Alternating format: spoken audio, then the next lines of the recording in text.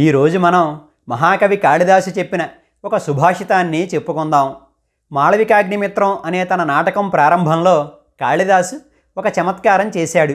ఆ నాటకంలో నాందీ ప్రస్తావన అయ్యాక సూత్రధారుడు పారిపార్శ్వకుడితో, అంటే తన ప్రక్కనే ఉండే మిత్రుడితో, ఈరోజు కాళిదాసు రచించిన మాళవికాగ్నిమిత్రం నాటకాన్ని ప్రదర్శిద్దామంటాడు.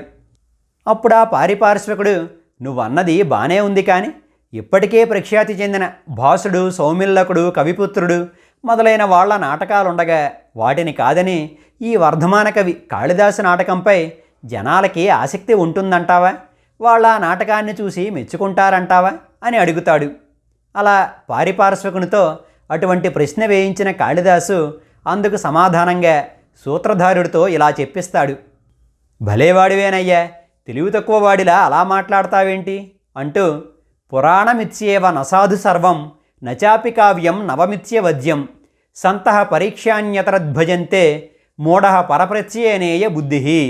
కేవలం పాతదైనంత మాత్రాన ఏ రచన గొప్పదీ కాదు, అలానే క్రొత్తదైనంత మాత్రాన ఏ రచన పనికిరానిది కాదు.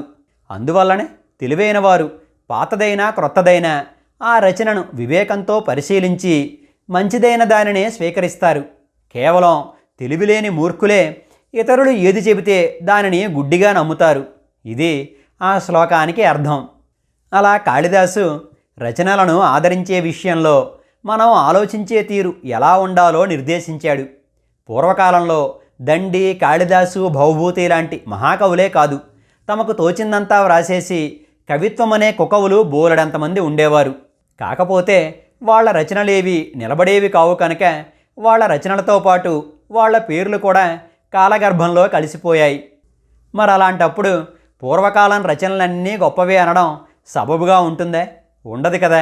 అందువల్ల పాఠకుడు ఒక రచనను చదివేటప్పుడు అది పాతదా కొత్తదా అని కాకుండా అందులో ఉన్న కథ, కథనం, విశిష్ట ప్రయోగాలు మొదలైన వాటి ద్వారా ఆ రచన గొప్పదనాన్ని నిర్ణయించాలని కాళిదాసు మహాకవి మనకు చెబుతున్నాడు.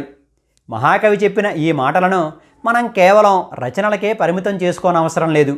మన జీవితం ప్రతి పార్శ్వంలోనూ ఈ మాట అక్కరకు వస్తుంది. మంచి చెడు అన్నవి ఏ కాలంలో అయినా ఉంటూనే ఉంటాయి. పూర్తిగా మంచి కాలం అని కానీ పూర్తిగా చెడ్డకాలం అని కానీ ఏదీ ఉండదు. 90 ఏళ్ళు వచ్చిన ప్రతి వ్యక్తి ధర్మాత్ముడు కానట్టే 25 ఏళ్ల కుర్రాళ్ళంతా తొంటరివాళ్ళు కారు కదా.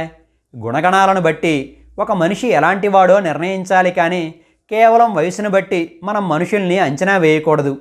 ఇలా కాళిదాసు చెప్పిన సూత్రాన్ని మన జీవితంలో అనేక సందర్భాలకు అన్వయించి చూసుకోవచ్చు. ఇక ఈనాటి భాగాన్ని ముగించే ముందు నాదొక మనవి. భాషా సాహిత్యాలకు అంకితమైన ఛానల్ మన అజిగవ. మన అజిగవ ఏ ఒడిదుడుకులు లేకుండా ముందుకు సాగడానికి మీ వంటి సాహిత్యాభిమానుల వదాన్యత కూడా ఎంతో అవసరం.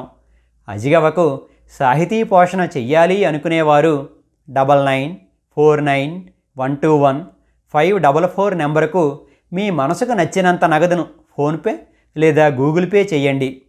ఇక ఈనాటికి స్వస్తి. మీ రాజన్ పీటీఎస్కే. అజిగవ అంటే అక్షరాన్ని పుట్టించిన వాడైన ఆ పరమశివుని ధనస్సు పేరు. మన అజిగవ ఛానల్కు సబ్స్క్రైబ్ చేయండి. సాహితీ మధురమలను ఆస్వాదించండి, ఆనందించండి, మమ్మల్ని ఆశీర్వదించండి. మన భాష, మన సాహిత్యం, మన సంస్కృతి, మన అజిగవ.